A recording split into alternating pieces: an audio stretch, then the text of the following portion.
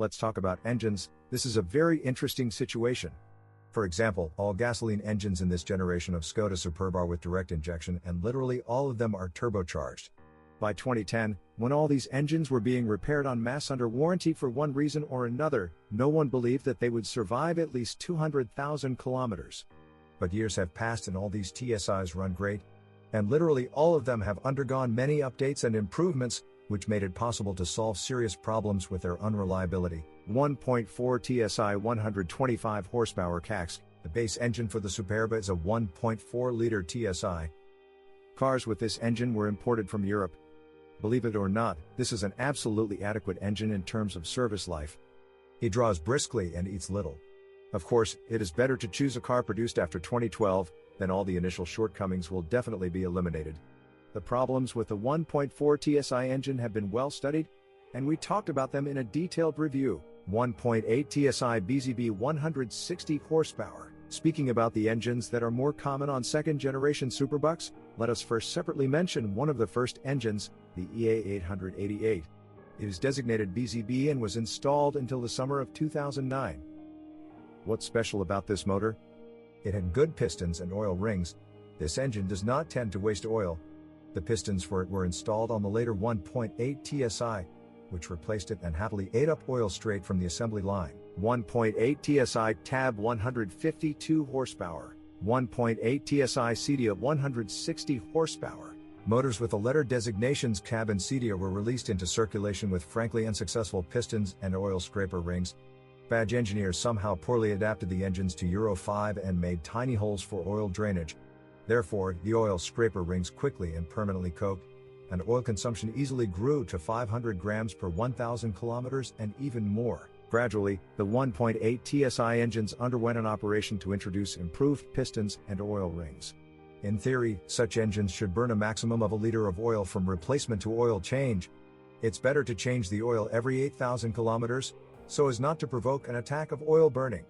When changing oil, it is recommended to carry out preventive decoking and flushing.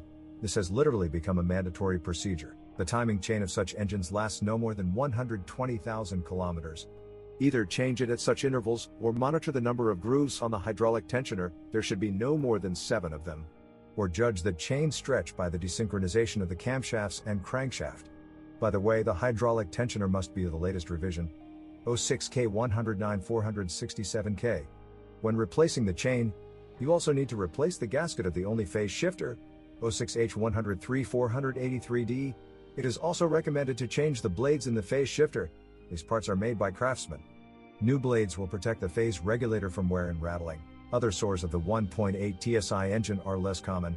Once every 150,000 kilometers you will have to change the oil separator due to a burst membrane, 06H 103 495A. The cooling system pump, 06H 121 026DN, rarely leaks, but its price of under $300 for the original is not particularly encouraging. Recently, on 1.8 TSI engines, it is increasingly necessary to replace the entire plastic intake manifold, 06J 198 211D, because it dries out and cracks. There are also swirl flaps in the intake manifold, which can malfunction due to problems with the electrovacuum valve, 037906 283C, the actuator, 06J 198 514A, or due to the tubes connecting the parts of this system. In general, you should not expect mechanical failures from 1.8 TSI engines if you do not skimp on oil. Well, other repairs and replacements related to the timing chain or pump happen at least once every 100,000 kilometers. 2.0 TSI CCZA 200 horsepower, 2-liter turbo engine with 200 horsepower. This is essentially the same 1.8 TSI. Everything said about the 1.8 TSI is also true for the 2.0 TSI. True, 2-liter turbo engines from the factory did not have any noticeable oil burn, but due to problems with VCG and saving on oil, they can burn it willingly. 3.6 FSI CDVA 260 horsepower. The only naturally aspirated petrol engine designed for the second-generation Superb is the 3.6-liter VR6.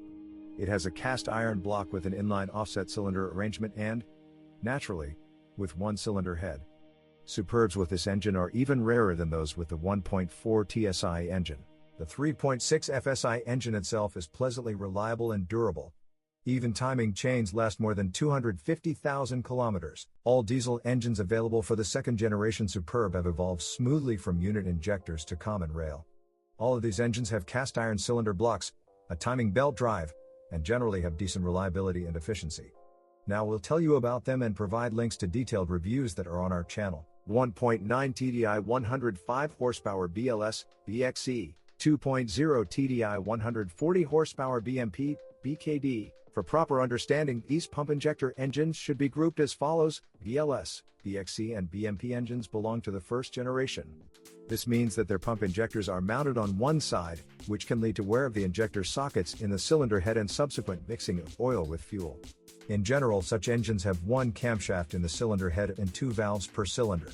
On our channel we have a detailed review of such 8-valve engines with pump injectors. The BKD engine has a completely different cylinder head, with 2 camshafts.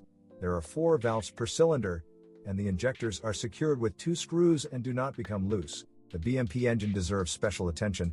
It is the only one of the engines with unit injectors for the Superb that is equipped with a module with an oil pump and balancers, which is driven by a hex pin, O3G115281F. It is better to change this pin every 100,000 kilometers so that abrasion of its edges does not lead to the oil pump stopping. In general, all engines with pump injectors are quite reliable, easily running more than 500,000 kilometers without any special investment. The main thing here is not to run them and keep an eye on expensive components. This is, first of all, the pump injectors themselves, as well as the cylinder head and camshaft for 8-valve versions. 1.6 TDI 105 horsepower CAYC, 2.0 TDI 140 horsepower C.F.F.B, C.L.J.A, 2.0 TDI 170 horsepower CBBB, CFGB. Engines with pump injectors have been replaced by engines with common rail. These EA 189 series engines are based on essentially the same cast iron block, but covered with a heavily modified cylinder head. The first diesel engine with common rail was the unit with the designation CBBB. It appeared in the summer of 2008 and produces 170 horsepower. In the sump, this engine has the same balancer block with an oil pump that went to the BMP engine. Here too, a not very durable 77mm O3G115281F pencil is used. The CBBB engine is equipped with Bosch piezo injectors, O3L130-277, $350 each. In 2010, common rail engines finally replaced pump injectors under the hood of the Superb. 3 new 2.0 TDI units appeared, all with balancer and oil pump modules, but with the pencil extended to 100mm, O3G115281E, which no longer caused failures leading to oil starvation. The main difference in the 1.6 TDI and 2.0 TDI engines with the EA 189 series comes down only to the cylinder displacement.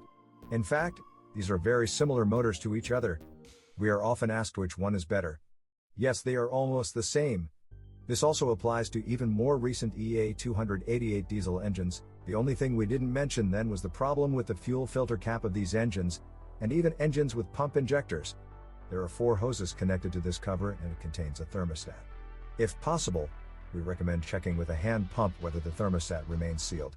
Practice shows that due to a leak in this fuel thermostat, unclean fuel from the tank enters the central cavity of the fuel filter, those to where the purified fuel is located. Because of this disgrace, the fuel system wears out prematurely. Unfortunately, fuel filter housing caps are not sold separately. But instead of the original housing and its cover, you can install a filter flask, 7H0127401F, from VWT5 buses, which will not mix clean fuel with dirty fuel.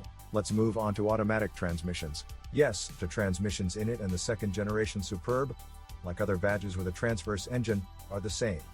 They serve approximately the same and are maintained the same. DQ200 0AM 0CW 7-speed preselective gearbox. In the first years of production, a dry 7-speed was installed with a 1.8 TSI engine. DSG DQ200. What you need to know about it: this transmission has been thoroughly improved and reliability has been brought to just normal levels. If she still drives your car, then she will continue to drive normally. Completely successful DQ200 appeared in 2014. If you choose a Superb with such a transmission, then contact VAG specialists who will read all its current operating parameters and past data. During computer diagnostics, you can check the temperature conditions of its operation, You can assess the degree of wear of the clutch discs and much more. A clutch kit from Look, $602,600,000, with shims for this transmission will cost $600, and it is no different from the original 0AM 198 plus 140 liter for $1,500. The DQ200 transmission has a dry clutch only, and 2 grades of oil are used inside. 1 liter of oil costing $22, G00400M2, goes into the mechatronics hydraulic system. Another 2 liters of branded mineral water at $35 per can, G0525512A2, is filled into the gearbox.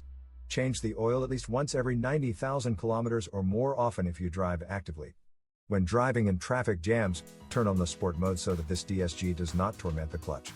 And all will be well. DQ250-02E0D9 6-speed preselective gearbox. With gasoline and diesel engines with a working volume of 2 liters or more, a wet DSG DQ250 was installed. This is an even more successful and durable transmission. Specialists will also be able to diagnose it more thoroughly, and not just for kicks and blunting. In the DQ250, special attention should be paid to the differential. There should be no play or noise in it. It wears out a lot and falls apart due to piling up with slipping. Once every 60,000 kilometers, the DQ250 needs to be updated with 5 liters of oil, G052-182A2, which costs $40 per liter. But there are also cheaper substitutes. In this case, you need to change the filter, O2E398051, with its gasket. Aisin TF-62SN 09G/09M6 street automatic transmission. From 2010 to 2013, a Japanese hydromechanical automatic was installed in tandem with 1.8 TSI engines, instead of the dry DQ200. Some Superbo fans are specifically looking for this version because, before 2010, the DQ200 was downright terrible. Aisin TF-62SN is truly reliable and eliminates the presence of a dual-mass flywheel. For a long service life of this transmission, it is necessary to perform a partial oil change every 60,000 kilometers. To do this, you need 4 liters of ATF, G0550252, at $40 per liter, but you can choose more affordable analogs. The original oil filter, 09G325429A, for this transmission will cost $100. It can be removed after removing the pan. In general, nothing bad happens with automatic transmissions for the second-generation Skoda Superb. The second-generation Skoda Superb is equipped with dual-mass flywheels in most versions. Only variants with the Aisin transmission, as well as with a 1.4 TSI and 1.6 TDI engines, do not have such a part. A dual-mass flywheel will cost between $600 and $900. All-wheel drive Skoda Superbs are equipped with a 4th-generation Haldex clutch. Everything is standard here. We buy a filter from the Volvo catalog, we buy oil from the badge catalog G055175A2, and change them every 40,000 kilometers. But still closer to 200,000 kilometers, the electric motor of the pump of this clutch will have to be restored. Above the left headlight is the hood cable connection. The connection is made in the form of a plastic box. It happens that this box opens, after which both parts of the cable are separated. Consequently, the hood cannot be opened. You have to remove the front left wheel, the fender liner, and feel for the part of the cable that stretches directly to the lock. Well, to prevent the box from opening, wrap it with electrical tape or zip ties. Watch the clamps of the air conditioning system pipes. Sometimes the plastic crimp clips attached to the right side member opposite the generator become loose and the tubes begin to rattle. Moreover, this can be heard in the cabin, reminiscent of ordinary cabin crickets. The Skoda Superb suspension does not hide any surprises and, with original parts, is predictably reliable. The first replacements of the same front stabilizer struts, 1K0411-315K, occurred at 100,000 kilometers. Original stands will cost $60, and replacements will cost from $15. The front strut supports 1K0412-331B, sometimes sagged at 70,000 kilometers, and the support bearings 6N0412-249C, even under the influence of sand and moisture. Both items originally cost about $60 to $70 in the front suspension, with a regularity of about 120,000 kilometers or even less often. The rear silent blocks, 1K0199231J, of the levers require attention. They cost $80. The ball joints are removed and replaced separately, 1K0407-366C. In the original they cost $70. All rear suspension silent blocks can be purchased aftermarket and replaced separately. As a rule, such a need arises with a mileage of more than 200,000 kilometers. The only thing is that before replacing the internal silent blocks of the spring-loaded levers, 1K0505-311 AB, you should make sure that these levers are not heavily chewed by corrosion, otherwise it will not be possible to press them in securely. In principle, a complete set of non-original, but high-quality silent blocks for the rear axle of a Superb will cost about $400. It is highly recommended to spend another $60 to $80 on new mounting bolts for the arms and even the subframe. The body metal of the second-generation Skoda Superb is adequately protected from corrosion. It is literally impossible to meet cars with red vertical stripes, like on the Passat B6 and B7 or on the same Yeti. However, the paintwork, in the best badge traditions, can fall off in whole flakes the size of a coin or larger. Most often this happens on the rear fenders, along the entire circumference of the rear wheel arches and along the junction with the bumper. If the paint here does not peel off, it will almost certainly swell. In general, a Superb with repainted rear fenders, as well as rear door openings, is almost the norm, if there are no paintwork problems visible. And in the openings, the paint is wiped off by the rear door seals. The older the car, the more pronounced this defect is. Door handles can also rub off the paint, which then and then falls off in flakes. If the Superb is operated in particularly harsh winter conditions, with a lot of reagents and exposure to sand, then you can expect corrosion to appear along the leading edge of the hood, especially near the emblem, and from under the door moldings. For now, only pre-restyling cars are at risk. The chrome trim around the blind windows of the rear doors, they're called windows, although they do not open, turns white over time, i.e. begin to look lighter and brighter than the rest of the chrome trim around the windows. This decorative element comes complete with glass, 3T5-845-209F, and is very expensive. You can return it to its original appearance by gluing a regular window tint film. Tinting will do its job. It will tint the whitened decor. Before and after restyling, Superb headlights readily lose their appearance. They become covered with scratches, turn yellow, often lose their seal and sweat from the inside. More often, aquariums are formed in restyled headlights. For versions with rotating lenses, adaptive lighting units 7L6-941-329B often fail. Although these blocks are installed under the headlights, moisture penetrates them and causes corrosion both in the electrical connector and inside, on the circuit board. Today they manage to remove traces of corrosion from electronic boards and even resolder broken microcapacitors. You can also install used units, and new ones will cost $100, $170. Both the lenses of the adaptive headlights fell, i.e. started to shine literally in front of the bumper, then you need to change one of the faulty ride height sensors, 3T0941-273, 1T0907-503. The original one costs over $150, but there are many substitutes for much less. Side mirrors with servo-driven folding may surprise you in that when unfolded they open to too large an angle, i.e. literally turn forward. This usually happens when slushy weather and frost sets in. The reason is that the soldier stopper in the mirror housings does not pop out in time, so the servo drive turns the mirrors forward. You will have to disassemble the mirrors literally to the base in order to clean and lubricate the jam stopper. The complex electrical components of the Skoda Superb usually do not cause any problems and work properly for years. However, they saved on wiring, so literally every Superb had to deal with wires breaking at bends. If the locks and power windows stop working on a door, then look for a break in the wires in the corrugation in the doorway. It is in this flexible passage that the wires break.